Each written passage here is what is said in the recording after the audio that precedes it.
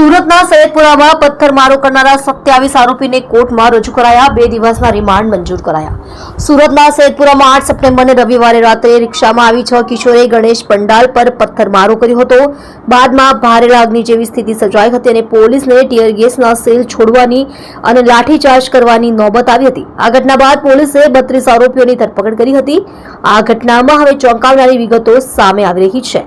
પોલીસે 6 કિશોરોને પકડ્યા છે. એમાંથી એક આરોપી સવારે સરકારી સ્કૂલમાં અને સાંજે મદ્રેસામાં જાય છે. તેમજ તે 6 સપ્ટેમ્બરે મિત્રો સાથે ગણેશ પંડાલ પર આવ્યો હતો અને પાણીના પાઉચ ફેંકીને ભાગી ગયો હતો. ત્યારબાદ 7મીએ પથ્થર ફેંકવાનો પ્રયાસ કર્યો હતો પણ તેમાં નિષ્ફળ ગયો હતો. જોકે 8 સપ્ટેમ્બરની રાત્રે પથ્થર ફેંકવાના ષડયંત્રને અંજામ આપી દીધો હતો. 6 કિશોર સિવાય તમામ 26 આરોપીઓને હાલ ઉમરા પોલીસ સ્ટેશનથી લઈ જઈ લોઅર કોર્ટમાં રજૂ કરવામાં આવ્યા હતા. પોલીસ દ્વારા 14 દિવસના રિમાન્ડની માંગણી કરવામાં આવી હતી.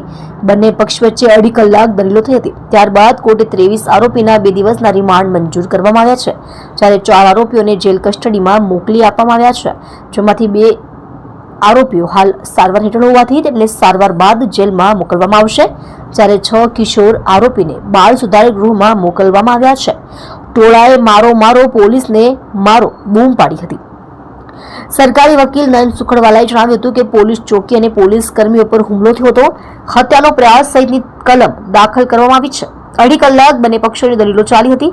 આયોજનબદ્ધ રીતે તેઓ મારી નાખોનું ઉચ્ચારણ કરતા હતા. પડદા પાછળ કોણ છે તેની તપાસ કરવી જોઈએ. 17 જેટલા મુદ્દાઓ હતા જે રિમાન્ડ માટે રજૂ કરાયા છે. તેઓએ વધુમાં જણાવ્યું હતું કે ટોળાની સંખ્યા વધારે છે. પુરાવા અને હથિયાર અંગે કેસ ડાયરીમાં ઉલ્લેખ છે. એકત્ર ટોળાએ મારો પોલીસને મારો બૂમો પાડી હતી. પોલીસે એક આરોપીની અટકાયત કરી, જેના વિરોધ પુરાવા ન હોવાના કારણે નોટિસ આપી છોડી દેવામાં આવ્યો છે. તે દિવ્યાંગ છે અને જ્યારે પૂછપરછમાં જરૂર હોય ત્યારે પોલીસ સમક્ષ હાજર રહેવા જણાવ્યું છે. તબિયત લથડતા આરોપીને હોસ્પિટલ ખસેડાયો. બંને પક્ષોની દલીલો દરમિયાન ઇલિયાસ મુનસી નામના આરોપીને તબિયત લથડતા તેને કોર્ટમાંથી સરકારી હોસ્પિટલ મોકલવામાં આવ્યો હતો. પથ્થરમારા પાછળ કોની રૂપરેખા હતી તે બાબતે તપાસ જરૂરી છે.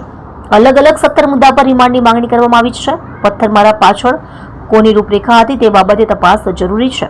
આરોપીઓ તરફથી વકીલ ભાજપના પૂર્વ કોર્પોરેટર હસમુખ લાલવાલા છે, સાથે જેબા પઠાણ, જાવેદ મુલ્તાની, અબ્દુલ શેખ વકીલ છે, જ્યારે સરકારી વકીલ નયન સુખડવાલા છે. આરોપીઓ વિરુદ્ધ આઈપીસીની કલમ 324(4), 125, 121(1), 109, 115(1), 189(1), 189(2), 190, 191 હેઠળ ફરજમાં રૂકાવટ, પોલીસ અને પબ્લિક પર પથ્થરમારો, પોલીસના વાહનોની તોડફોડ અને નુકસાનનો ગુનો નોંધવામાં આવ્યો છે. તમે જોઈ રહ્યા છો SD ન્યૂઝ ચેનલ ફેઝર શેખની સાથે.